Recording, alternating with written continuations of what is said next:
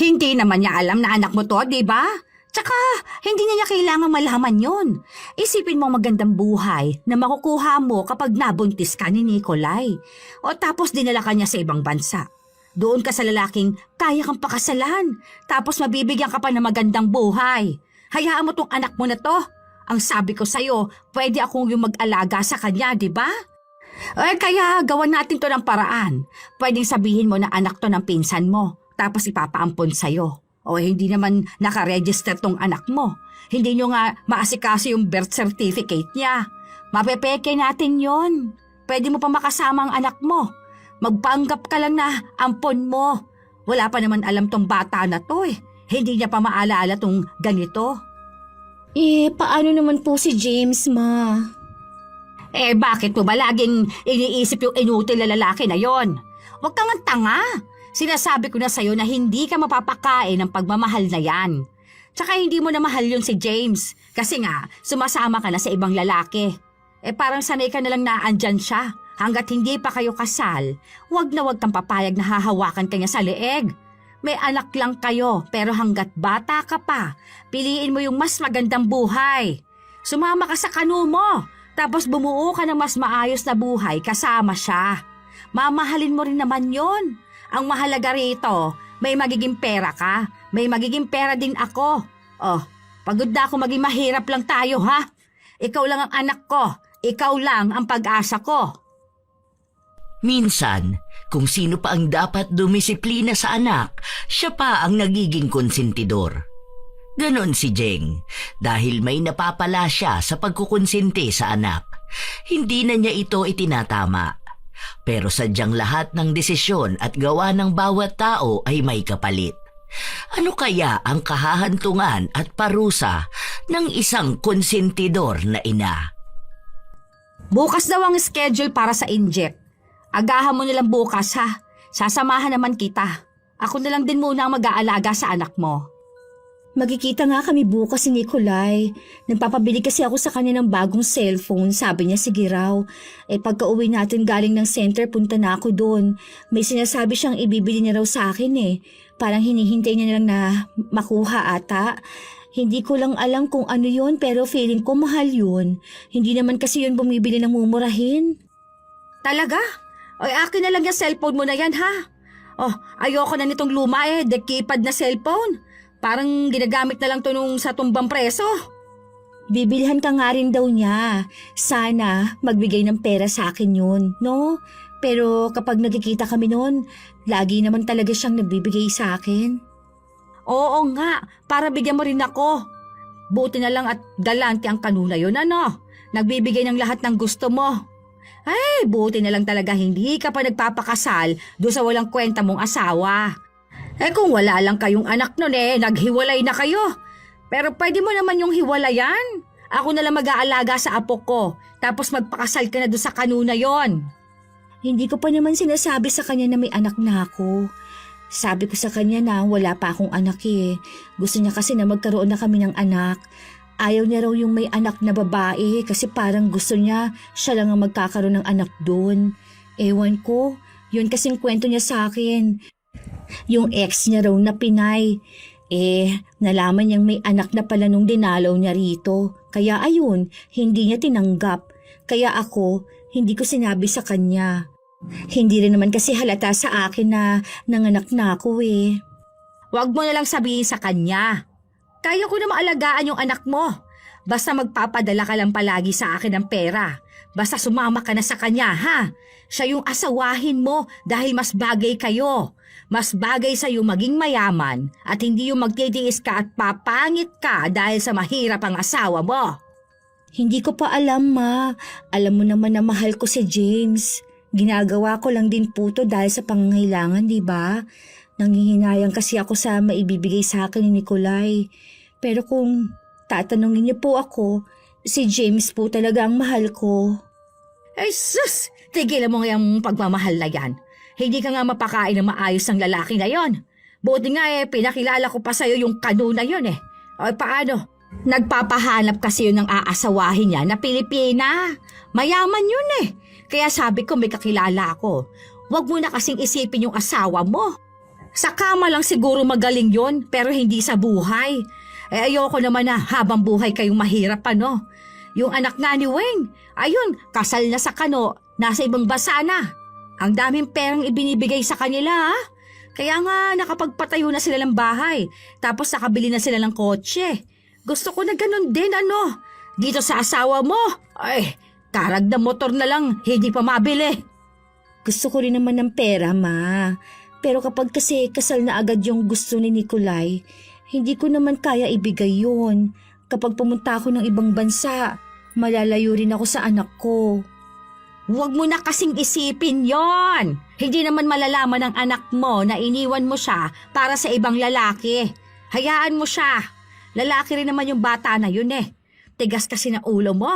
Ang sabi ko sa'yo noon na huwag ka makipag-live-in. O tapos huwag kang magpapabuntis sa mahirap na lalaki na yon. Mahal ko kasi si James, ma. Ang anak namin, bunga yon ng pagmamahal. Mahal mo. Ay, tingnan mo ngayon, naghihirap kayo. Kung wala sana kayong anak, mas magandang buhay mo. May pera ka sana. Pwede pa naman ngayon, dahil bata ka pa naman. Gusto ka pa ni Nikolai. May chance pa yan na maging mayaman ka. Pabayaan mo yung James na yan. Kung gusto mo, ibigay mo sa kanya yung anak ninyo. Maghanap siya ng bagong asawa niya at tatanggapin yung bata. Basta kapag nasa ibang bansa ka na, kunin mo rin ako, ha? Kung may papato lang sana na kanu sa akin, papatusin ko talaga. Kung ganyang edad ako sa'yo, hindi sana ako magiging tanga sa pagmamahal. Kung alam ko lang din noon, iniwan kong tatay mo, tapos sumama ako sa Kano na nagkakagusto sa akin. 2 taon nang nagsasama sina Maricar at James at may 1 taong gulang silang anak.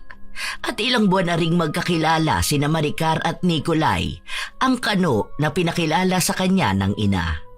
Sa tuwing magkikita sila ay may nangyayari sa kanila.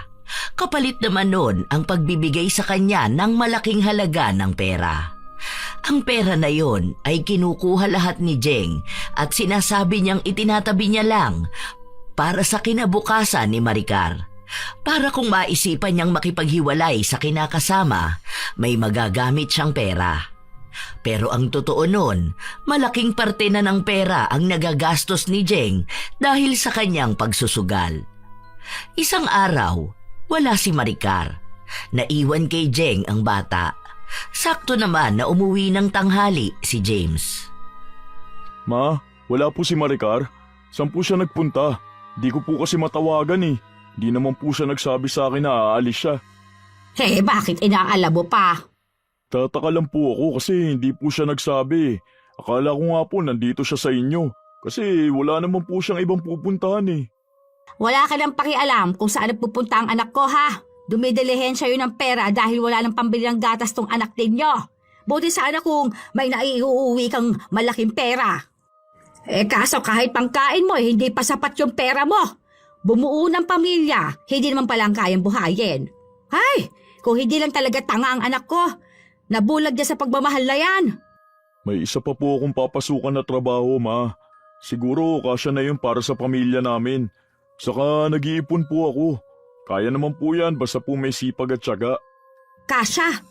Kahit kailan hindi yun kakasya sa inyo. Kawawa sa yung anak ko Nagbumukang timawa.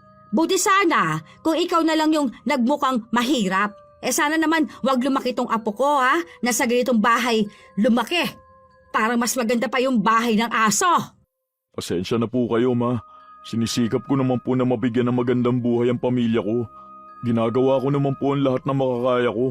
Saka hindi po ako susuko hanggat hindi po kami nakakaangat sa buhay. Hindi mo kaya yon dahil wala ka namang pinag-aralan, di ba? Ano bang natapos? Grade 6? Anong tingin mo magiging trabaho mo? Bukod sa pangangalakal at pagsama-sama dyan sa construction site. Wala na, di ba? Pasok na po ulit ako sa trabaho ko, ma. Oo, magpakabilad ka dyan sa arawan. Maging mabaho ka, kasing amoy ng semento. Ang pangit mo naman. Ewan ko anong nagustuhan ng anak ko sa'yo. Kapag kabataan talaga, tanga sa pag-ibig. Kung sana nakinig lang sa akin tong anak ko sana maayos ng lalaking napangasawa. Hindi gaya mo. Kaso wala. Mas inuna kang intindihin ng anak ko. Ang daming masasakit na salita ang laging naririnig ni James sa kanyang biyenan pero hindi siya nagsasalita. Hindi niya ito sinasagot o kaya ay kinokontra. Laging ipinagdidiinan sa kanya na mahirap lang siya at walang pangarap sa buhay. Ilang araw pa ang lumipas, may bagong cellphone si Maricar. Nung umuwi siya, tuwang-tuwa pa siya na ipakita sa ina ang 2 cellphone na bili ni Nikolai. iPhone to, di ba? Halay, ganito yung gusto ko. Nakikita ko to kay Maring Weng. Bigay ng asawa ng anak niya. Ang ganda ng camera nito, di ba? Pinagyayabang nga niya na mahal daw yung ganito tapos mayayaman lang ang meron nito. Wow, kaya gustong-gusto ko si Nikolai kasi alam na alam niya kung anong kailangan natin. Tsaka hindi siya nagdadalawang isip na ibigay ang best para sa'yo. iPhone 6s ata tawag dyan. Hindi ko alam, pero sabi ni Nikolai, bagong labas daw ngayong 2016. Ang ganda nga eh, may Facebook daw yan. Hindi ko na maalala ang password ko pero ginawan ako ng bago ni Nikolai. Tinuruan niya rin ako kung paano ko yan gagamitin. May mga sinabi siya na hindi ko maintindihan. Medyo magulo kasi ang iPhone, kaya hindi pa rin ako sanay gamitin eh. Pero sabi niya, mas maganda nga raw yan, tapos mukhang pangmayaman. Ako wala akong Facebook. Paano yun? Hindi ko alam paano gumawa nun. Pwede ko dun makausap tita mo kahit nasa ibang bansa, ano? Yung sinasabi sa akin gawin ko, kako wala naman akong cellphone. Alam nga naman lagi akong nasa computer shop. Sino ka ako mag-aalaga ng apo ko? Pagawa ka na lang kay Jonathan. Di ba may computer shop sila? Marunong ata siyang gumawa, tapos tandaan mo na lang yung password mo. Palitan mo na lang kung sakali. Pero marunong yon. Siyang gumawa ng Facebook ko dati eh. Ang alam ko, Yahoo ang ginamit niyang panggawa sa akin. Kaso nakalimutan ko rin ang password, kaya hindi na namin mabuksan. Pwede ko na makausap si na tita Madet mo rito? Pwede to pantawag sa Australia? Pwede ata sa Facebook. Gawa ka muna ng Facebook mo. Madali lang yun. Bayaran mo na lang si Jonathan. Ay, sige, mamaya. Maiinggit na naman sa akin ng mga kumari ko. Mga inggitera pa naman ng mga yon. Wala silang cellphone eh. Tapos ako yayamanin naka-iPhone pa ako. Ang galante talaga niya ni Nikolai. Kaya kapag inaya ka niya magpakasal ka na ha. Kaso paano kapag nakita ni James tong cellphone ko? Baka naman magtaka yun bigla. Itanong niya paano ako nagkaroon nito, di ba? Mahal tong ganito kasi ma. Malamang hindi ko kayang bumili. Kunwari bigay ng tita mo. O bakit? Namimigay naman ng cellphone si tita mo, di ba? Ako nang bahala. Kunwari aabot ko sa'yo to bukas, tapos sasabihin ko bigay ni tita mo. Sus, bobo naman yung asawa mo. Hindi niya alam yan. Baka nga hindi yun marunong gumamit ng iPhone. Paano? Mahirap lang silang pamilya. Ay sige, ikaw na lang magbigay sa akin ha. Kunwari hindi ko alam, ganun. Magugulat na lang ako kasi may iPhone ako. May pera bang bigay si Nikolai? Baka naman. Nag-alaga ako ng anak mo ha? Ang kulit niyan kanina. Sumakit pang braso ko. May bigay siya pero 3,000 lang kasi nagbigay siya ng iPhone eh. Sa susunod na lang ako hihingi ng pera sa kanya kapag nagkita ulit kami. 2K akin, 1K iyo? Wala ka namang ibang pagkakagastusan. Hingian mo ng pera yung asawa-asawahan mo.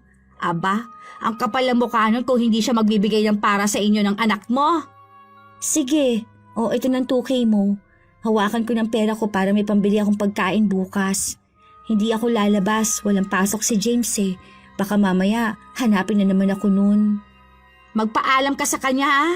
Pwede mo namang sabihin na mamasukan ka ng kasambahay o kaya yaya. Hindi ka naman pipigilan nun. Kapag pinigilan ka, yari sa akin yan. Rat-ratin ko yun ang daldal ko. Papamukha ko talaga sa kanya na hindi niya kayo kayang sustentuhan, kaya wag siya maarte. Ay, tignan mo, ang tagal nyo na, ni hindi ka mabilhan ng cellphone. Bumili nga, yung tiguan kay na China phone sa labas. Hindi pa maka-install ng laro. Tapos ang hirap pang pindutin. Mamaya pa naman yun uuwi. Pera muna ako ng iPhone ko. Tingnan ko kung anong pwede kong gawin dito.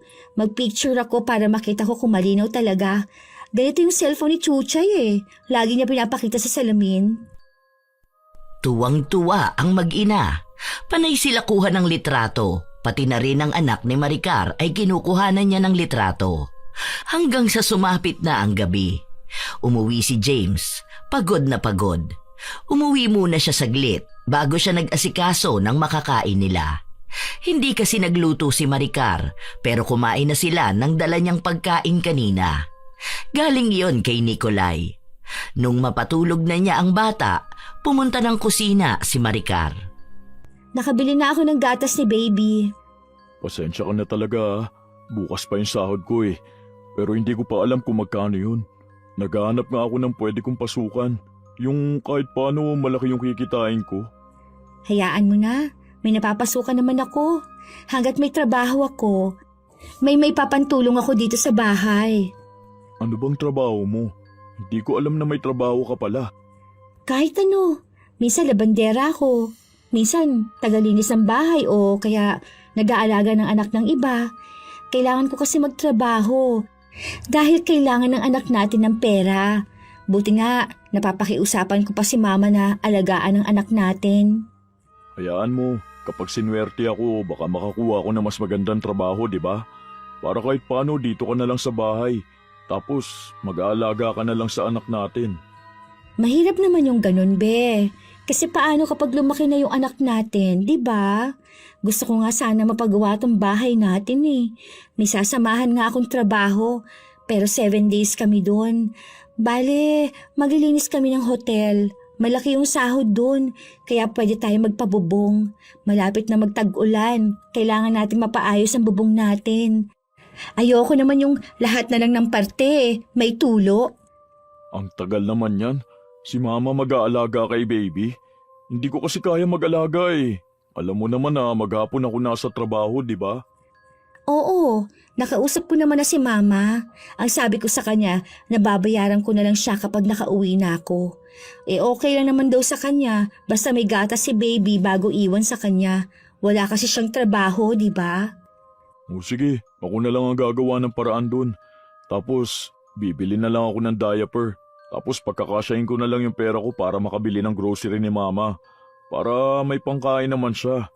Ako naman siguro kahit na toyo at mantika na lang ulam ko. Pwede na sa akin yun. Bili ka na lang ng sardinas o kaya ng noodles. Kailangan mo kumain ng maayos. Sa construction ka pa naman nagtatrabaho. Okay na yun, may pagkain naman dun eh. Nagdadala yung may-ari. Anniversary pala natin ngayon. May regalo ako sa'yo. Sandali lang tapusin ko lang itong kinakain ko. Ano na naman binili mo? Alam mo na ngang wala na tayong pera, di ba? Sana hindi ka na bumibili ng kung ano-ano. O kaya, itabi mo na lang yan para kung sakali na bigla ang kailanganin natin ng pera. Inipon ko naman yun, be. Saka matagal ko na kasing gustong ibili ka ng ganun eh. Para na rin pasalamat ko sa pagmamahal mo at sa sakripisyo mo sa pamilya natin, di ba?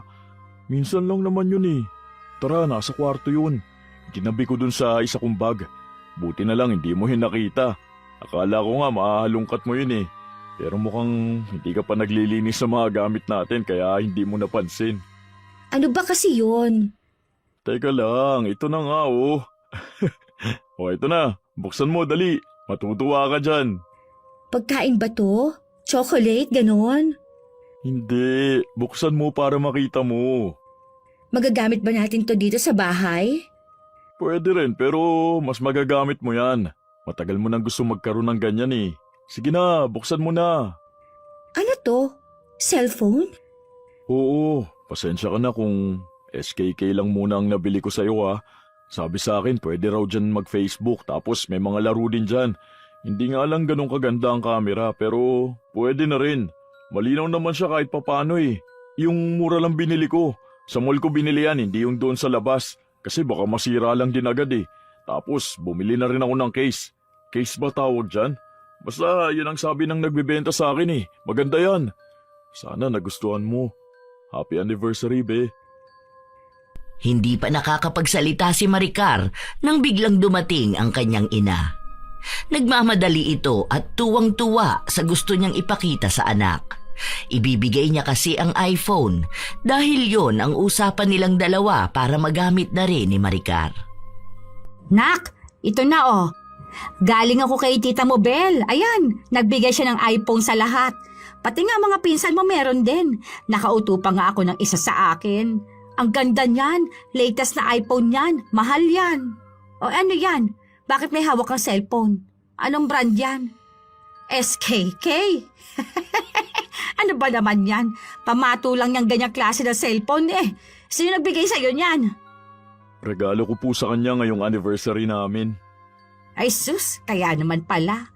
Iyon na lang yan. May iPhone na ang anak mo. Oh, may iPhone na ang anak ko. Mamahalin at mas maganda pa. Hindi gaya niyang SKK na yan. Ang pangit. Pag mahirap. Sa ilang bagay ang ganyan ano.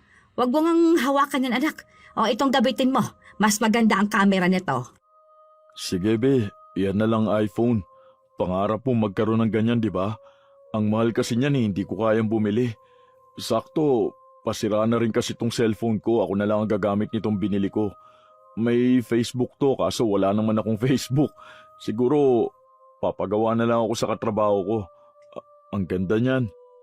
Aba, maganda talaga yan ano. Huwag mong ipapahawak kung kani-kanino yan at mahal yung iPhone. Tingnan mo na, ang ganda niyan. Chat mo na lang ang tita mo, magpasalamat ka at nabigyan ka niya ng iPhone. Hindi pinapakita ni James ang sakit sa kanyang dibdib. Ramdam niya kasi na gusto talaga ng asawa niya ang iPhone kaysa sa cellphone na bigay niya. Hindi naman niya pinilit ang asawa niya dahil gusto niya rin naman na magkaroon ito ng mas magandang gamit. Siya na lang din ang gumamit ng binili niya.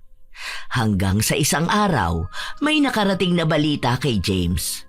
Para daw nakita nila ang kanyang asawa na may kasamang kano. Pagka-uwi niya sa bahay nila, wala si Maricar. Wala rin ang anak nila, kaya nagpunta siya sa bahay ng kanyang biyenan. Ma, nakita niyo po si Maricar? Bakit mo ba laging hinahanap ang anak ko? Alam mo na ngang may trabaho siya, di ba? Ano bang inaakala mo sa anak ko, ha? Nanlalalaki siya? Hindi naman sana yun mahihirapan kung may trabaho kang mas maayos. Baka naman pinaghihinalaan mong anak ko. Dahil ikaw mismo ay may ginagawang masama. Kapal naman talaga ng mukha mo, ano?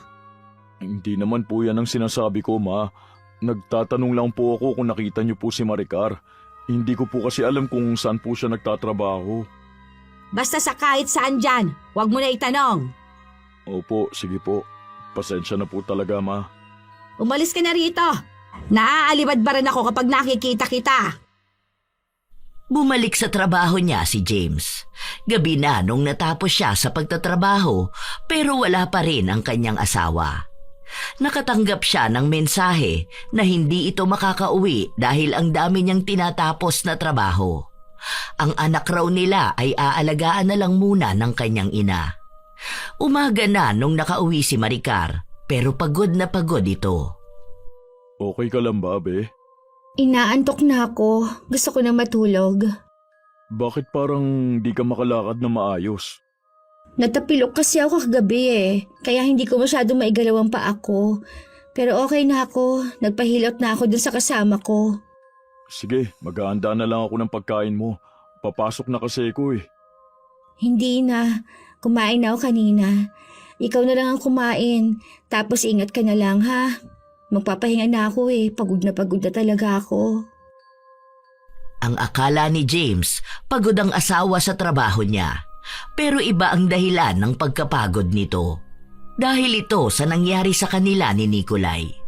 Pabalik na kasi ng ibang bansa ang lalaki ni Maricar, kaya sinulit nito ang mga sandali na magkasama sila. Noong tanghali, sakalang nagising si Maricar. Dumating ang kanyang ina, kasama ang anak niyang tulog na. Oh, ano nangyari? Ang sakit ng katawan ko. Grabe naman yung si Nikolay. Parang gigil na gigil. Gusto na nga raw niyang mabuntis ako para daw pagbalik niya may anak na kaming dalawa. Tapos, sa kanya ipapaasikaso yung kasal namin. Tapos ayun, aalis na kami papuntang ibang bansa. Magpabuntis ka na sa kanya, ha? Huwag ka na magpapa-inject, ha? Huwag ka na rin mag-pills. Sa susunod na balik niya rito, dapat buntis ka na. Ang bata pa ng anak ko, ma. Hindi naman niya malalaman na anak mo to, di ba? Tsaka hindi na niya kailangan malaman yon. Isipin mong magandang buhay na makukuha mo kapag nabuntis ka ni Nikolay. Tapos, dinala ka niya sa ibang bansa. O, doon ka sa lalaking kaya kang pakasalan. Tapos, mabibigyan ka pa ng magandang buhay. Hayaan mo tong anak mo na to. Ang sabi ko sa'yo, pwedeng akong mag-alaga sa kanya, di ba? O kaya, gawa natin to ng paraan. Pwedeng sabihin mo na anak to ng pinsan mo, tapos ipapaampon sa'yo. Hindi naman nakaregister tong anak mo. Hindi nyo nga maasikaso yung birth certificate niya. Mapipeke pa natin yon. Pwede mo pa makasamang anak mo. Magpanggap na lang na ampon mo. Wala pa namang alam tong bata na to eh. Hindi niya pa maaalala itong ganito.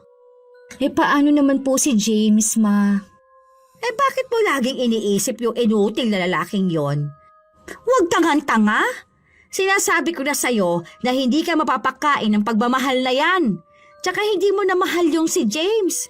Kasi nga, sumasama ka na sa ibang lalaki. Parang sanay ka na lang na andyan siya. Hanggat hindi pa kayo kasal, wag kang papayag na hahawakan ka niya sa leeg. May anak lang kayo, pero hanggat bata ka pa, piliin mo yung mas magandang buhay. Sumama ka sa kanu mo, tapos bumuo ka ng mas maayos na buhay kasama siya. Mamahalin mo rin naman yon. Ang mahalaga rito, may magiging pera ka. May magiging pera din ako. Pagod na akong maging mahirap lang tayo. Ikaw lang ang anak ko. Ikaw lang ang pag-asa ko. Nakukonsensya nga ako, ma. Kasi naawa ako kay James. Ang bait kasi niya. Tapos ginagawa na rin naman ang lahat para sa amin. Nakikita ko naman yung determinasyon niya. Wala yung bait-bait na yan. Ang mga lalaki, pare-pareho lang naman loloko. Baka nga niloloko ka na rin niyang asawa mo eh. Hindi mo lang alam. Kaya kaysa maunahan ka niya, unahan mo na siya. Hay, lagi na lang tayong paulit-ulit, di ba? Magpakasal at sumama ka sa tunay na lalaki. Yung may pera, hindi yung hahayaan ka magtrabaho kung saan para lang makabili ng gatas ng anak ninyo. Paano kung mabuntis ka niya? Anong gagawin mo? Kawawa ka na naman dyan sa bahay niyo? Hindi ko po alam, ma. Nakukonsensya po talaga ako eh. Sus, anong konsensya? Nagpapakangkang ka nga sa ibang lalaki, di ba? Ibig sabihin lang nun, gusto mo rin ng ibang lalaki. Huwag mong isipin ang asawa mo. Lalaki lang yan. May ibang lalaki pa na kaya magbigay ng saya sa'yo. Sarap at pera. Huwag lang puro pagmamahal. Gamitin mo utak mo. Sayang ka. Ang ganda mo. Ang bata mo. O tapos magiging mahirap ka lang? Talagang kinukumbinsi ni Jeng ang kanyang anak na sumama na sa ibang lalaki. Tuwing nakikita niyang magkasama ang dalawa, lagi na lang niyang inaaway si James. Isang araw, nasa bahay lang ang mag-asawa nang may tumawag kay Maricar. Maya-maya pa, umalis si Maricar para magpunta ng banyo. Si Nikolay ang tumatawag sa kanya. Gusto nito na magpakita ng katawan sa kanya si Maricar habang magkausap sila. Ayaw pa ni Maricar nung una, pero sinabi sa kanya na magpapadala ng maraming pera ang lalaki niya. Dahil gusto rin ni Maricar ng pera, nagpakita siya ng katawan. Habang ginagawa niya yon, biglang kumatok ang kanyang asawa. Anong ginagawa mo dyan? Bakit ang tagal mo naman? May kausap ka ba? Agad na pinatay ni Maricar ang tawag. Nagbihis siya, saka siya lumabas ng banyo. Bakit ang tagal mo sa loob? Parang naririnig ko na may kausap ka. Wala yun. Ano lang yun. Nanonood ako ng video. Tapos sumakit yung tiyan ko. Hirap na akong dumumi. Hindi ka yata umiinom ng tubig eh. Sino ba yung tumawag sa'yo kanina? Bakit umalis ka? Si mama yun. Nagtatanong lang sa akin pero okay na. Mag-CR ka ba? Hindi naman. May pagdududa na kay James pero hindi niya ito mapunto. Hindi niya rin mahawakan ng cellphone ng asawa. Hindi niya alam ang password. Sa mga araw na sumunod, nagtataka na si James kung bakit laging may kausap ang kanyang asawa. Minsan, kahit gabi na, nakikita niya itong may kachat. Tinatanong niya kung sino yun, hindi naman pinapakita sa kanya. Sinasabi lang nito na ang kausap niya ay ang mga pinsan niyang nasa ibang bansa. May dumarating ding pera kay Maricar na hindi niya alam kung galing ba sa kamag-anak nito. May mga bulong-bulungan na rin kasi. May mga ibang babae rin kasi na nauso ang pakikipag-usap sa mga nasa ibang bansa. Nagpapakita raw ng katawan tapos padadalhan ng malaking pera. Kinatatakot ni James na ganoon ang ginagawa ng kanyang asawa. Kaya sinubukan niyang dumulog sa kanyang biyenan. Ma, alam niyo po ba kung sino yung laging kausap ni Maricar? Naku, James! Tigilan mo nga ako! Ano na naman ba yon? Baka lang po kilala niyo. Sabi niya kasi pinsan niya. Sinabi niya na pala sa'yo na pinsan niya o ano pang problema mo? Pakiramdam ko po kasi may kakaiba eh. Tulungan niyo naman po ako. Kausapin niyo naman si Maricar. Ay, ayokong mangialam kung may problema kayong dalawa. Kayong magkasama sa bahay. Malay ko ba kung anong ginagawa ng anak ko? Siyang kausapin mo ha. Kayong dapat na umaalam kung may problema kayo. Ayokong panghimasuka ng buhay ni Maricar. Baka kapag nangialam ako sa inyo maghiwalay pa kayo. Doon ka na nga. Alam mo na ang dami kong tinatapos sa trabaho ngayon. Naglilinis ako ng bahay ko. Huwag mo kong istorbohin. Pasensya na po ma. Nagtatanong lang naman po ako. Hindi ko naman po kasi matanong ang asawa ko kasi po baka isipin niya nagdududa ako sa kanya. Ay bakit? Ito bang pagtatanong mo sa akin? Hindi ba ito pagdududa ha? Alam mong ayoko sa lahat yung pinag-iisipan mong masama ang anak ko, ha? Hindi yun malandi para sabihin ko sa'yo. Ikaw ngang nakauna sa kanya, di ba? O tapos ngayon, parang lumalabas sa pinagbibintangan mo siya.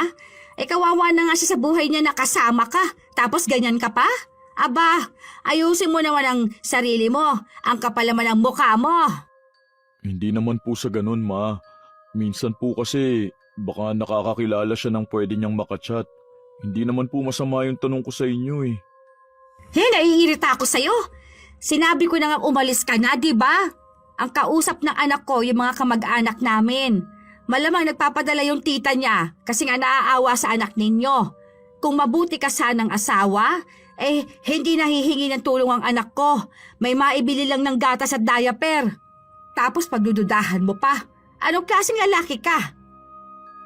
Hindi na lang kumibo si James. Alam niya naman na wala siyang panalo kapag ang biyenan na niya ang nagsasalita. Tuloy-tuloy kasi at masakit sa tenga. Wala rin naman siyang nakukuha na maayos na sagot kapag nagtatanong siya. Ilang araw pa ang lumipas, laging babad ang asawa sa cellphone. Hanggang sa nagtanong na siya. Be, pwede ba ako makichat sa'yo? Bakit? May cellphone ka naman, di ba? Bakit? Di ba ako pwede makairam ng phone mo? Gusto ko lang sana tignan yan. Ano bang pinalalabas mo? Akala mo ba hindi ko alam kung ano yung tinanong mo kay mama? Pinaghihinalaan mo ba ako? Hindi naman sa ganun, be. Kasi nagtataka lang ako, lagi ka kasi may kausap. Yung asawa ni paring Mark, may kausap na kanu yung asawa niya eh. Tapos okay lang sa kanya yung ganun. Kasi nagpapadala raw ng pera para sa pamilya nila. Kaya iniisip mo na ganun din yung ginagawa ko? Ni hindi mo man lang ba iniisip kung ano yung sakripisyo at pagtitiis ko rito sa bahay? Libangan ko na nga lang tong cellphone ko eh. Tapos pag-iisipan mo pa ako ng masama? Sorry na, be. Nakakasama ka naman ng loob. Sorry na. Hindi naman kasi ganun yung ibig kong sabihin. Pati itong kasiyahan kung gusto mo pang kunin sa akin. Sige ito na. Iyon na to. Pakialaman mo na lahat. Huwag na tayo magkaroon ng privacy ha. Kung ako nga hindi ko hinahawakan ng cellphone mo eh. Malay ko ba kung ikaw pa lang may ibang kausap? Sabi nga nila, ang mga manloloko takot sa sarili nilang multo. Kapag sa partner mo, ibinibintang mo yung gawain mo, isa lang ibig sabihin nun. Takot kang gawin sa'yo yung ginagawa mo. Sorry na, hindi na talaga. Hindi ko na pakikialaman yung cellphone mo. Pasensya ka na, be. Umiyak si Maricar para lang ipakita sa kanyang asawa na masama ang loob niya sa kanilang napag-usapan. Kahit na totoo naman na may kinakausap siyang ibang lalaki. Dahil doon, hindi na siya pinakikialaman pa ng asawa. Hinahayaan na lang siya nitong gawin kung ano ang gusto niyang gawin. Ilang buwan pa ang lumipas, bumalik ng Pilipinas si Nicolay. Pero 2 weeks lang daw siya rito, ma. Magpabuntis ka na ha. Sayang ang pera. Kapag nalaman niyang buntis ka, ibig sabihin lang nun, mas malaking pera ang ipadadala niya sa atin. Tiba-tiba na naman tayo niyan. Takot kasi ako mabuntis ulit, ma. Ang sakit kaya mga anak. Ang hirap umire. Natatakot pa ako sa ngayon. Hay, tigilan mo ako dyan. Naglandi ka nga sa mahirap tapos yan pa sa mapera. Kung nagbuntis ka sa anak ng inutil, kaya mo magbuntis sa anak ng mayaman. Huwag mo akong artihan dyan. Ano namang sasabihin ko kay James kung mawawala ako ng 2 weeks? Sa Manila raw kami pupunta ni Nikolai. Ay, di sabihin mo may trabaho ka ulit. Babalik ka naman kamo kapag natapos yun. Huwag nang maraming paliwanagan. Basta't sabihin mo kailangan nyo ng pera. Kung nakipaghiwalay ka na sa kanya, hindi ka na mahihirapan magpaalam. Sige, try ko na lang magsabi sa kanya, ma. Nagpaalam si Maricar pero ang sabi niya ay 3 araw lang. Kaya nung lumagpas na, tawag na ng tawag ang kanyang asawa. Pero sinabi niyang may nakita pa siyang isang trabaho. 2 linggo na raw pala siyang mawawala. May pera daw siyang maiuuwi para pambili nila ng ibang gamit para maipaayos ang kanilang bahay. Wala naman nang magagawa pa si James dahil naroon naman na siya. Makalipas ang 1 buwan nung umalis na si Nikolai, doon na nalaman ni Maricar na buntis siya. Kinakabahan siya dahil iba ang bilang ng linggo nung huling beses na may nangyari sa kanila ng asawa niya. Kinakabahan talaga ako, ma. Paano ko sasabihin kay James na buntis ako? Ang tanga mo talaga kahit kailang babae ka.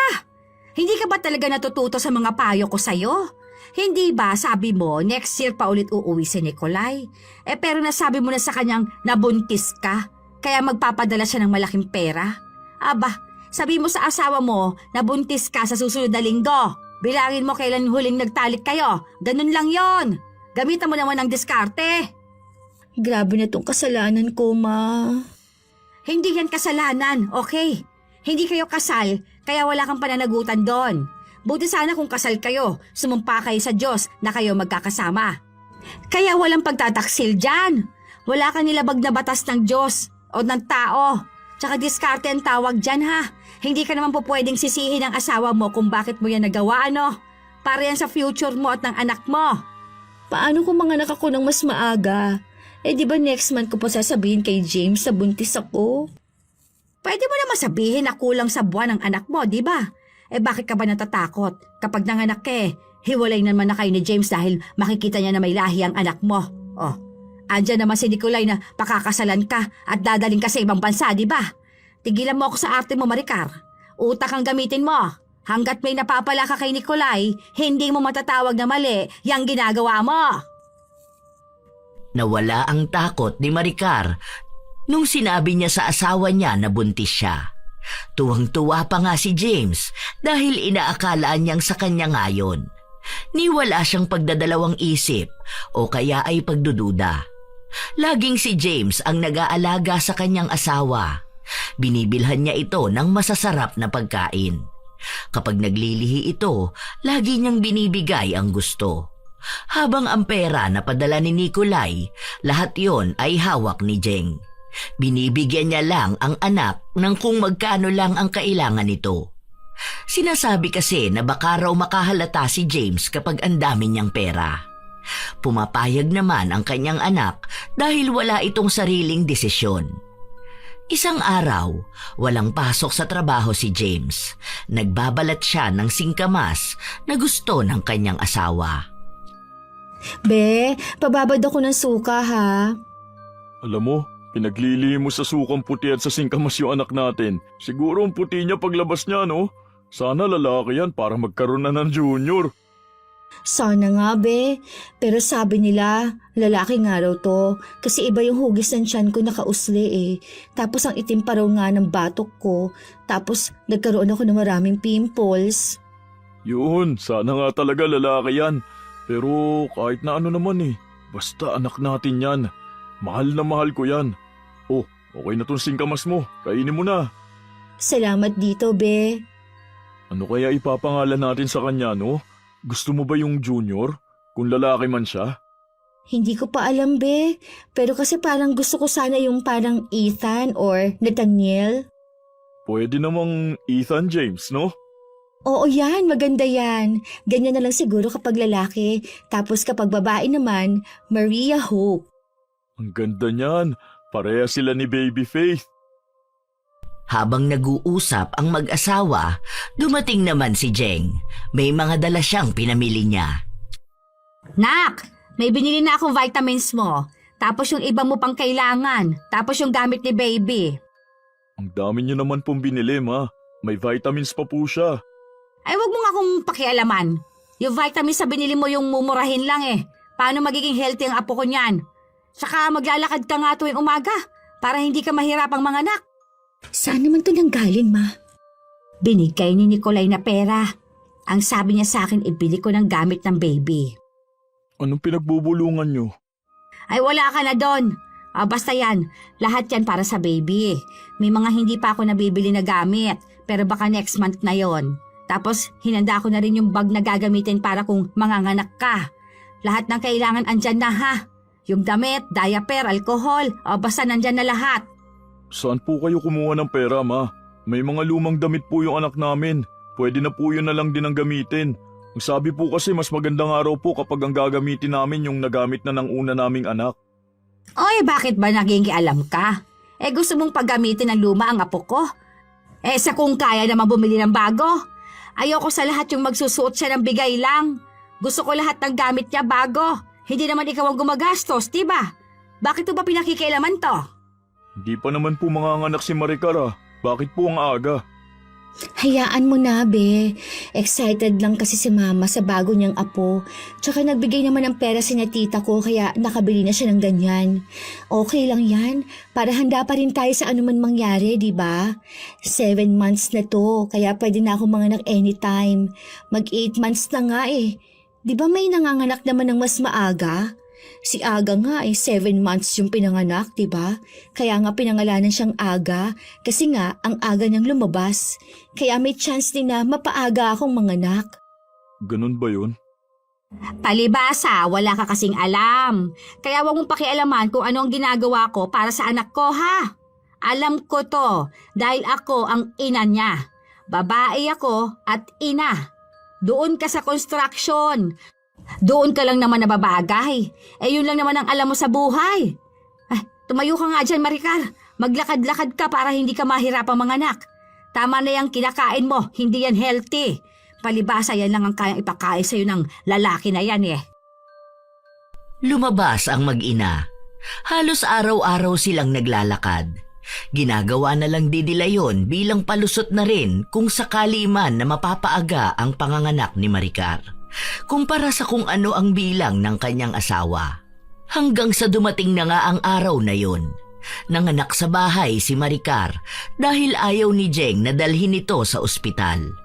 Kapag dinala kasi ito sa ospital, ipapangalan kay James ang bata. Baka mahirapan pa si Nicolay na ipangalan sa kanya ang anak pagbalik nito ng Pilipinas. Ang cute-cute naman ang apo ko na yan. Kamukha ng mama niya, oh. Ay aba, ang puti naman at ang tangos ng ilong. Ang pogi naman talaga ng Ethan na yan, oy. Pogi-pogi na apo ko, oh. Baka mahalata na anak ng kanuyan, ma. Ano naman? Kanino ka ba takot? Sa chismis ng mga tao sa paligid natin? Mga dukha naman ang mga yon. Wala silang alam gawin kundi ang mag-chismis pero wala namang makain. Mga timawa. Si James kasi, ma. Hoy, isa pa rin naman ang inutil na yon. Ano naman kung mahalata niyang hindi niya anak? Kapag balik ni Nicolay, magpapakasal na kayo. Tapos aasikasuhin na rin ng papel ng bata para aalis na kayo ng bansa. Iwan mo sa akin ang isa mong anak. Tapos iwanan mo na yung walang kwentang lalaki na yon. Asawa ko rin si James, ma. Anong asawa? Hindi kayo kasal? Hindi mo matatawag na asawa kapag hindi kayo ikinasal, ha? Grabe na yung pagsisinungaling na ginawa ko. Ngayon ka pa talaga na konsensya. Bigla ko kasi siyang naiisip eh. Ang bait kasi ni James. O ano naman ang gagawin ng bait kung walang pera, hindi ba? Ang sobrang sinungaling ko na. Huwag mo nang isipin yung ganyan. Wala kang ginagawang masama. Hindi yan pagsisinungaling. Ganon talaga ang buhay, anak. Kung para sa ikabubuti mo yan, hindi yan masama. Ang masama yung kahirapan at gutom. Minsan talaga kailangan mo magsakripisyo para sa magandang kinabukasan. At ito nang sakripisyo mo, anak. Sa una lang yan, konsensya na yan, ha? Mas marami namang masasamang tao kaysa sa'yo. Madaling madala ng mga salita ng kanyang ina si Maricar, kaya nawala na rin ang kanyang konsensya. Kahit na may pagdududa na si James, ginagamit niya ang pagmamahal para paniwalain ito sa kanyang mga kasinungalingan. Hanggang sa isang araw, umuwi si James, may dala siyang mga papel. Oh, ano naman yan? Registration para sa kasalang bayan. Magpapakasal na po kami ni Maricar. Magpapakasal? Sinabi mo rito na magpapakasal na kayo? Hindi pa naman po namin napag-uusapan, ma. Pero may libre pong kasal eh. Gusto ko na po magpakasal kami ni Maricar. Ay, hindi. Hindi kayo magpapakasal dalawa. Lakas naman ang loob mong pakasalan ng anak ko. Tapos sa kasalang bayan pa? Ano yon? Kasal na para sa mahihirap? Ay, tigilan mo yan. Ma, bakit nyo naman po pinunit yan? Dahil hindi kayo magpapakasal. Wala akong pakialam kahit na may anak na kayo. Hindi ako papayag na doon kayo ikakasal at lalong hindi ako papayag na ikaw ang pakakasalan ng anak ko. Wala siyang mapapala sa'yo, ha? Wala kang maibibigay na kahit na ano sa kanya. Mamaya na lang natin to pag-usapan, be. Basta sinasabi ko sa inyo, hindi kayo magpapakasal dalawa hanggat nabubuhay ako. Hindi kayo maikakasal sa isa't isa. Hindi na lang muna kumibo si James dahil alam niya na kapag nagsalita siya, magkakaroon lang ng gulo sa kanilang dalawa ng biyenan. Kaya hinayaan na lang muna niya ito. Nung gabi na, silang dalawa lang ang magkasama sa kwarto kaya kinausap niya ang asawa. Kailangan ba magpakasal na agad tayo? Hindi ba pwede na mahal na lang natin ang isa't isa? Huwag na tayong magpakasal. Ang dami kayang iba dyan na kahit na ikasal na, ayun, naghihiwalay pa rin. O yung iba naman, hindi nagpapakasal pero inaabot naman ng ilang taon na nagsasama. Gusto ko na kasi magpakasal, be. Saka na lang, be. Siguro, maganda na lang tayo ng pera natin para sa susunod. Hintayin na lang natin lumaki ang mga anak natin tsaka tayo magpakasal. Alam mo, ang gusto ko kasi, yung kasal na makakalakad na yung mga anak natin para sila magdadala ng singsing. Yung ganun ba? Alam ko, kaya na yan kahit 15K kung may pera tayo. Yung hindi naman na natin iimbitahan lahat ng tao. Ang gagawin natin, yung tayo-tayo lang, pero sana kapag malalaki na ang mga anak natin. Magpakasal na sana tayo. Kasi kung ano-anong naririnig kong sinasabi ng mga kapitbahay natin eh. Na baka nasalisihan daw ako. Na baka hindi ko anak si Ethan. Bakit ba nakikinig ka sa sinasabi ng iba? Anak natin yan. Maputi lang yan dahil pinaglihi ko siya sa singkamas. Diba? Ikaw na nga nagsabi na baka maputi ang anak natin. Kahawig mo nga yung mata, oh. Tapos sa akin yung sa ilong. Gwapo lang talaga ang anak natin at inggit ang mga kapitbahay natin. Pero anak natin si Ethan. Yung tita ko nga ang puti nilang mag-asawa pero maitim yung anak nila. Kasi sa mga ninuno, ganun yon. May tinatawag sila doon. Nakalimutan ko na lang. Ayaw mo talaga magpakasal? Sa susunod na lang talaga, be. Huwag ka na malungkot. Magkakasama naman tayo sa isang bahay. Asawa naman kita. Kahit na anong pilit ni James sa kanyang asawa, hindi niya ito napapayag na pakasalan siya. Ang hindi niya alam ay nakahanda na pala ang kasal ni na Maricar at Nicolay. Nagpaalam lang si Maricar na may pupuntahan sila ng kanyang ina kaya mawawala siya ng 2 araw. Pero nagpakasal na pala ito. Bayaran na lang natin yung 2 witness para hindi nila masabi sa asawa-asawahan mo. Ay, sa bagay, hindi naman nila kilala si James. Tama ba itong ginawa ko, ma? Tama yan. Dadalhin ka na ng asawa mo sa bansa na may snow. Di ba yun naman ang gusto mo dati pa? Okay na yan. Kapag naasikaso na yung papel mo at sasama ka na sa kanya papunta ng ibang bansa, iwan mo na si James. Wala namang kwentang lalaki na yon. Parang hindi rin nagpoproseso sa utak ko yung nangyayari, ma.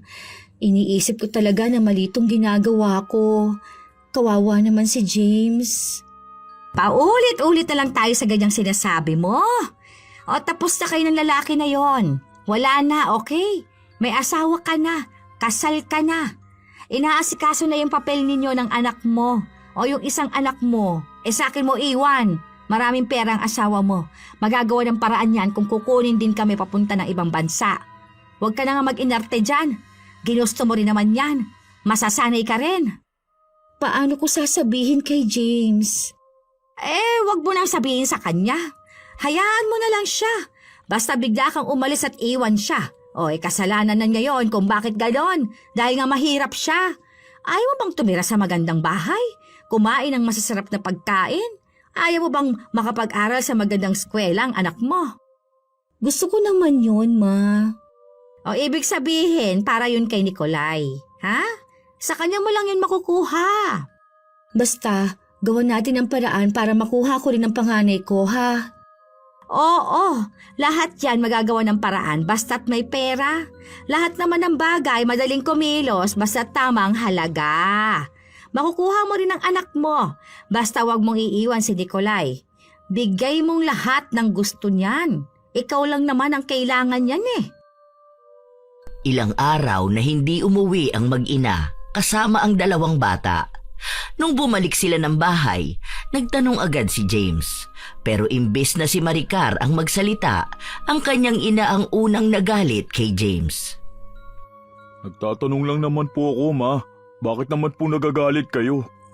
Paano namang hindi ako magagalit sa'yo?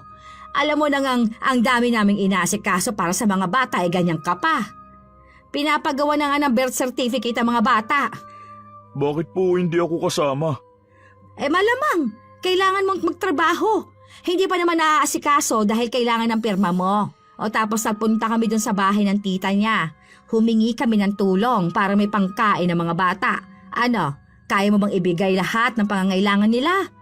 2 na anak ninyo. Hindi mo kayang lahat yung buhayin. At hindi rin naman ako papayag na walang kakainin ng mga apo at ang anak ko, ano? Huwag na tayong mag-usap ngayon. Inaantok na talaga ako. Natagtag ako sa biyahe. Sige na anak, matulog ka na. Huwag kang magulo dyan, ha James? Simula noon, hindi na mapakali si James. May nararamdaman siyang kakaiba pero hindi niya masabi sa asawa. Alam niyang may hindi maayos sa kanilang relasyon. Hanggang sa palagi na niyang tinatanong si Maricar. May mga pagkakataon pang muntikan na niyang mahuli ang ginagawa ng asawa, pero dahil pinagtatakpan ng ina ni Maricar ang kasalanan niya, walang makumpirma si James. Hanggang sa nagsabi na si Maricar sa ina. Hindi ko na alam kung anong gagawin ko, Ma. Sasabihin ko na ba kay James? Kaso natatakot ako eh. Paano kung hindi niya matanggap? Baka mamaya bigla niya kaming saktan ng mga bata. Huwag kang mag-alala. May ginawa na ako. Anong ginawa mo? Di pinakulang ko si James. Po? Ma, alam mo naman na masama yun. Hindi yun masama. Lalo na kung para yun sa ikabubuti natin. Baka kapag wala na siyang pakinabang at least alam na natin kung anong gagawin mo, di ba? Hindi ko naman siya ipapapatay. Kumbaga maghihirap lang siya sa buhay, ganon. O kaya magkakasakit siya. Tapos kapag baldado na siya, siguro naman pakakawalan na niya kayo. Kasi hindi naman niya kaya ng buhayin pang mga bata at ikaw. Di wala na siyang masisisi kung maiiwan siya mag-isa. Kawawa naman siya, Ma. Mas maawa ka sa sarili mo kapag ikaw ang nagutom at ang anak ninyo. Pupunta na kayo ng ibang bansa. Alam mo, inaasikaso na ng asawa mong pag-alis ninyo. O yung asawa mo, ha? Yung totoo mong asawa. Hindi ang asawa-asawahan dahil lang sa nakatira sa iisang bubong. Sana walang masyadong mangyari kay James. Kawawa siya kapag nagkasakit siya. Sino na mag-aalaga sa kanya, di ba? Ngayon pa lang naiisip ko na kapag mag-isa na lang siya sa buhay paano siya kakain nun? Hindi naman yun maaalagaan ng mga kapatid niya. Kasi wala rin perang mga yun. Nangangalakan lang sila. Ay sus, puro ka naman ganyan. Kapag nasa ibang bansa ka na, wag mo nang iisipin ng lalaki na yon. Ang pagtuunan mo ng pansin ng asawa mo at ang pamilya ninyo. Ayokong kapag nasa ibang bansa ka, wala kang ibang itatanong sa akin kundi ang inutil na James na yan. Ilang araw pa ang lumipas, hinihintay ni Jeng na tumalab kay James ang kulam. Ngunit walang nangyayari. Lagi siyang nasa bahay nila para abangan kung magkakasakit siya. Pero sobrang sigla ni James. Hanggang sa isang araw, bigla na lang naubo si Jeng. Walang hinto, parang kakapusin ang kanyang hininga. May katagalan yun, kaya natakot ang anak niya. Ano ma? Kamusta ka na po? Medyo okay na. Grabe ang sakit ng dibdib ko kanina. Animal naman ah. Bakit naman bigla akong naubo? Baka po sa usok? Wala namang usok. Ayan na naman. Hindi ko na naman... Hindi na naman ako makahinga. Huwag ka na muna magsalita, ma. Ay, bakit kaya ganyan ka? Bukas nga mapunta ka sa ospital. Hinihintay ko magkasakit yung James na yun. Ay, animal. Walang ibang ginawa si Jeng kundi ang umubo. Walang katapusan. Titigil lang saglit pero hirap siyang huminga. Nagpunta siya sa ospital. Wala namang ibang nakita maliban sa ubo niyang sakit. Binigyan siya ng gamot. Pero kahit na uminom siya, hindi pa rin napipigilan ang pag-ubo niya. Minsan tumitigil pero kapag bumalik, malala naman ang nangyayari. Kinukulam ata ako ng animal na yun ah. Hindi naman po mangkukulam si James. Ay, baka galit sa akin. Ay, Diyos ko po. Bakit ako nagkakaganito? Huwag ka na kasi masyadong magsalita, ma. Halos 2 linggo ng ganon ang nararamdaman ni Jeng. Hindi na rin niya maalagaan ang mga apo niya, kaya si Maricar na ang gumagawa noon sa kanyang 2 anak. Hirap na hirap siya dahil walang tulong ng ina. Hindi kasi siya sanay na siya lang talaga ang nag-aalaga sa mga anak niya, lalo na parehas na mga bata pa. Makulit at malikot pa ang panganay niya. Maghapon nang naghihintay si Maricar na umuwi ang asawa, pero gabi na ito nakarating ng bahay. Unang beses na ganong oras umuwi si James. Madalas kasi na nagmamadali siyang umuwi ng bahay para makita at makasama ang kanyang pamilya. Bakit gabi ka na umuwi? Saan ka galing? May pakialam ka pa pala sa akin? Ano bang sinasabi mo? Bakit mo ako tinarantado? Ano bang sinasabi mo? Akala ko ba mahal mo ako? Bakit mo ako ginanito? Okay ka lang ba? Hindi ko maintindihan kung anong sinasabi mo. Lasing ka ba? Nakainom ka ba? Hayaan mo, hindi ko naman kayo guguluhin eh. Hindi ko na siguro itatanong kung bakit.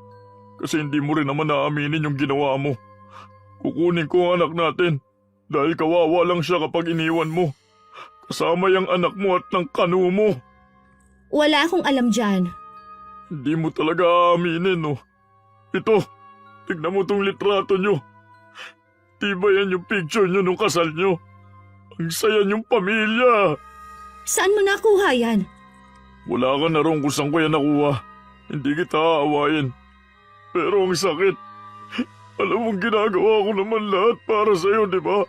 Para sa inyo ng anak natin. Alam ko naman na mahirap ang buhay. Hindi lang naman ikaw nahihirapan eh. Mas lalo ako. Kasi lagi kong iniisip na wala akong kwentang lalaki. Dahil hindi ko kayo mabigyan ng magandang buhay. Pero wala eh. Ganun talaga. Hindi naman kita masisisi kung gusto mo at ng mama mo na doon ka mapunta sa mas mayamang lalaki. Iisa lang ang hiling ko. Sana makita mo isa sa kanya. Kaya mo, kahit kailan, hindi ko kayo kukulitin. Pero kukunin ko ang anak ko. Sorry. Sorry. Oh, bakit umiiyak ka rin? Baka isipin pa ng mga tao na ako'y nanakit sa'yo. Ginawa mo yan. Bakit hihingi ka ng tawad sa akin? Ang tagal mo nang ang ginagawa yan, di ba? Baka akala mo hindi ka mahuhuli. Sorry, hindi ko naman sinasadya eh. Gusto ko lang magkaroon ng magandang buhay. Mahal na mahal kita. Hindi yan yung pagmamahal na alam ko. Sorry din kung hindi ko naibigay yung gusto mo. Ang alam ko lang, ngayon may bibigay ko na kung ano yun. Ang lumayo ako ng kusa. Hindi kita aawayin. Hindi kita sisiraan. Kasi mahal kita eh. Hindi ko kaya makita ng ibang tao na may mali sa'yo. Kaya kahit na ako na lang ang siraan mo sa iba, basta wag lang pumangit ang tingin nila sa'yo. Sana maging masaya ka sa pinipili mo. Ito na lang yung hangganan ng pagmamahal na kaya ko ibigay sa'yo. Itong paglaya mo.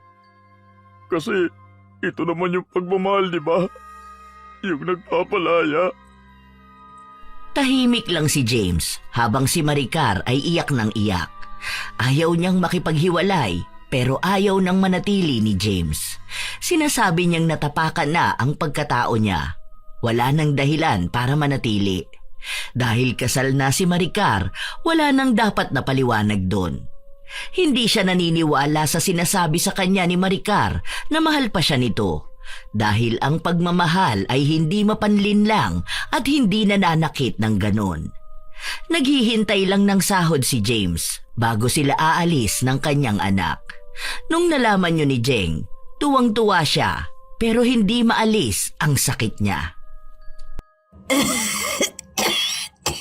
Iwan mo ang apo ko. Hindi ko iiwan ang anak ko. May sarili kang apo. Hindi mo apo ang anak ko.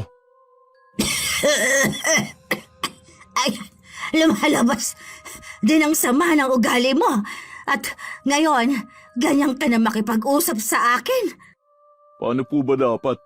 Dapat ba ako lumuhod sa inyo habang nakikipag-usap? Hindi naman tayo magkamag-anak eh. Hindi naman ako makikipagpilitan pa sa inyo. Hindi ko naman naaagawin si Maricar sa asawa niya. Basta kailangan ko ang anak ko. Hindi pwedeng sa kamay ng masasamang tao mapunta ang anak ko. Ay, grabe sakit ng dibdib ko. Bakit ba ako nagkakaganito? Para siguro hindi ka na makapagsalita na maayos. Para matahimik ka na. Ang tagal mo ba naman akong pinagsasalitaan ng hindi maganda eh. Bastos ka na. Baka ipakulam kita. May proteksyon naman. Matagal na akong binigyan ng proteksyon ng lola ko. Kaya kahit na anong kulam, barang o anong masasamang gawin nyo, hindi ako tatablan yan. Babalik lang din sa inyo kung anong ginawa nyo sa akin.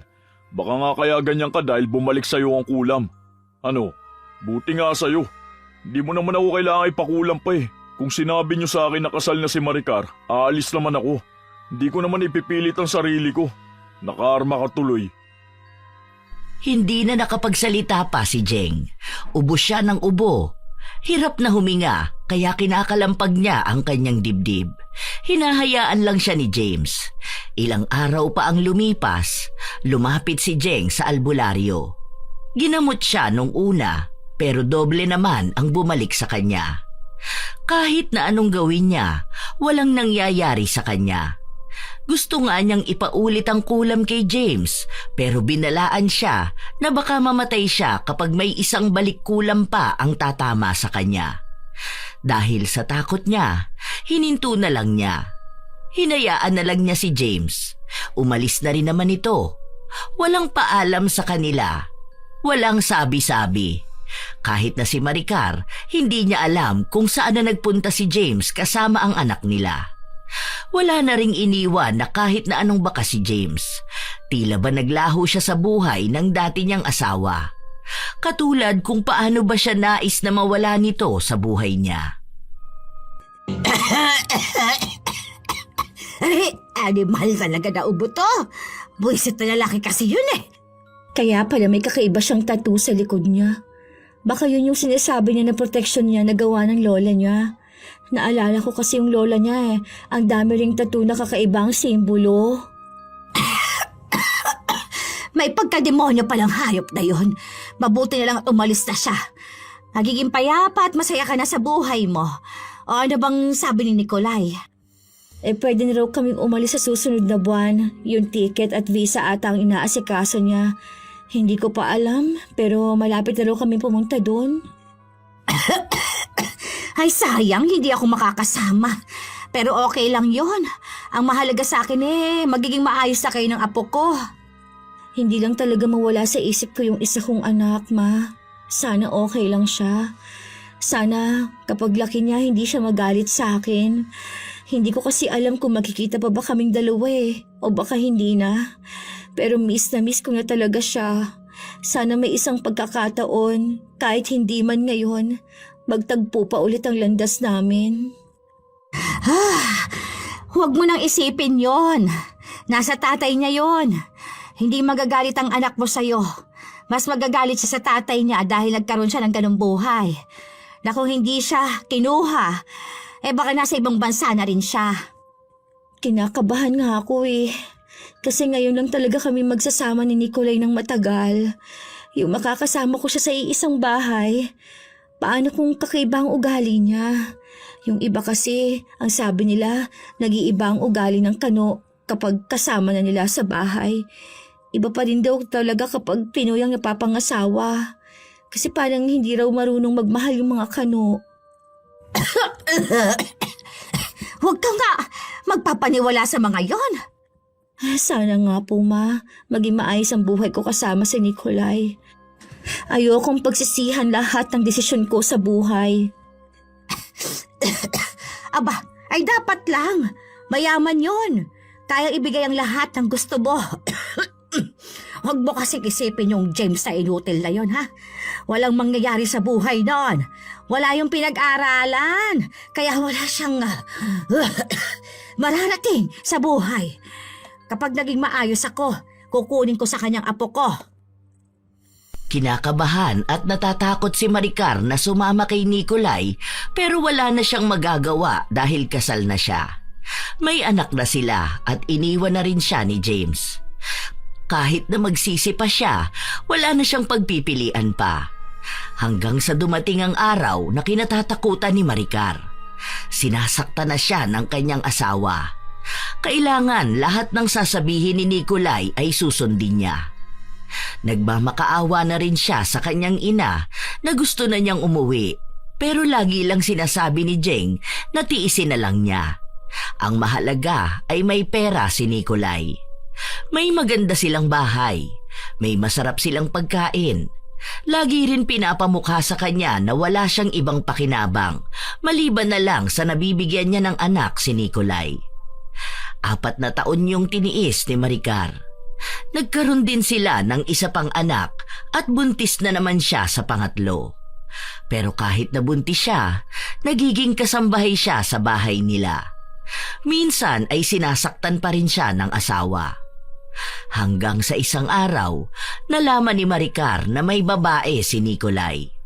Umiiyak siyang tumawag sa ina. Ma, paano to?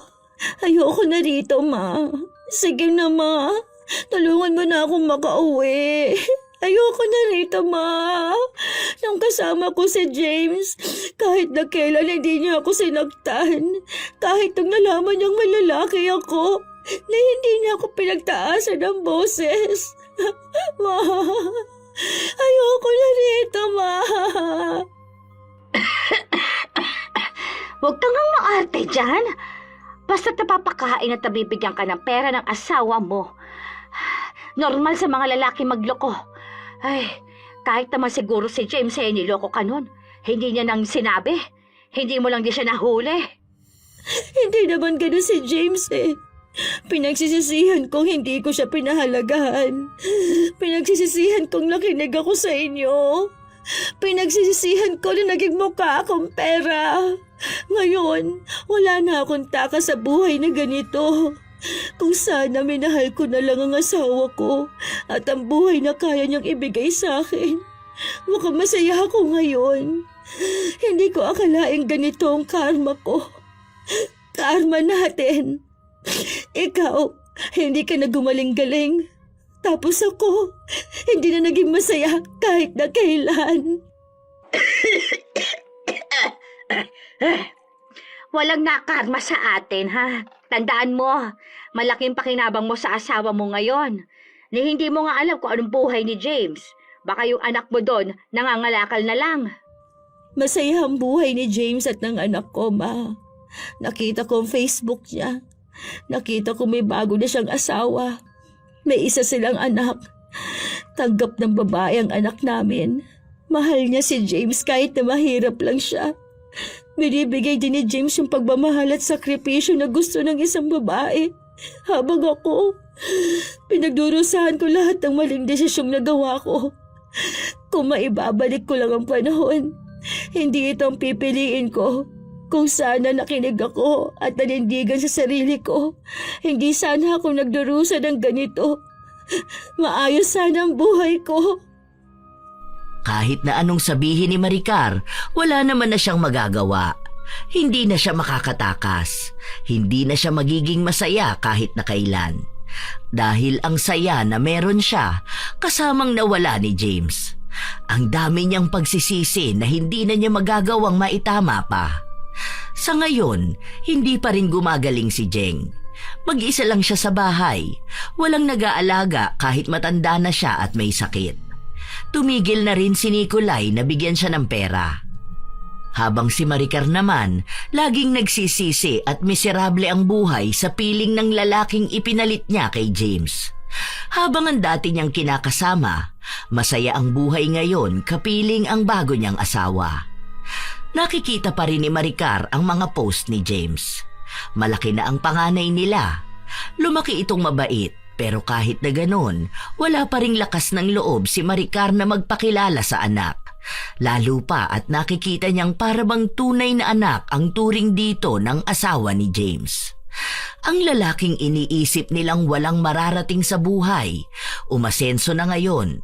Habang ang langit na inaakala ni Maricar, isang impyerno pala. Isang desisyon na panghabang buhay siyang nakakulong. Sadya talagang walang magandang naidudulot ang pakikinig sa konsentidor. Hindi kanya dinadala sa tuwid na landas, kundi sa lugar kung saan paulit-ulit kang mapapahamak. Lalo na kung ang konsentidor ay isang ina.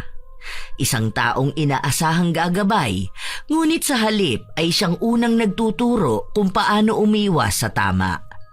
Ang mga konsentidor ay nagbabaluktot ng konsensya at moralidad hanggang sa ang kasalanan ay nagmimistulang diskarte at ang pananakit sa kapwa ay magmumukhang paraan ng pag-ahon. Sadya talagang masama ang konsentidor na ina, lalo na at hindi niya hinahayaan ang anak na matuto ng tama. Binubulag niya ito sa tunay na kahulugan ng pagmamahal at responsibilidad. Ginagamit niya ang pagiging ina hindi para magprotekta kundi para kontrolin, para hubugin ang anak ayon sa sariling pangarap at kasakiman. At kapag dumating ang kaparusahan, ang anak ang haharap sa sakit habang ang inang konsentidor ay mananatiling may palusot. Hindi lahat ng payo ng magulang ay dapat sundin, lalo na kung inilalayo ka nito sa konsensya mo. Ang tunay na gabay ay hindi nagtuturo kung paano umiwas sa mali, kundi kung paano humarap sa tama kahit mahirap. Tandaan na ang konsentidor ay maaaring magmukhang kakampi sa simula, ngunit sa huli, ikaw lang din ang magdurusa at magbabayad ng karampatang karma. Kaya dapat may kakayahan ng isang tao na magkaroon ng sariling desisyon. Hayaan na magbigay ng gabay ang magulang, ngunit huwag iasa ang desisyon sa buhay. Kayo ba mga apo, nakakilala na rin ba kayo ng ina na nagdala ng kapahamakan sa kanilang anak dahil lang sa pangungunsinti? Kung kayo ay may kwentong maibabahagi o may opinyon, maaari niyong ibahagi yan sa amin.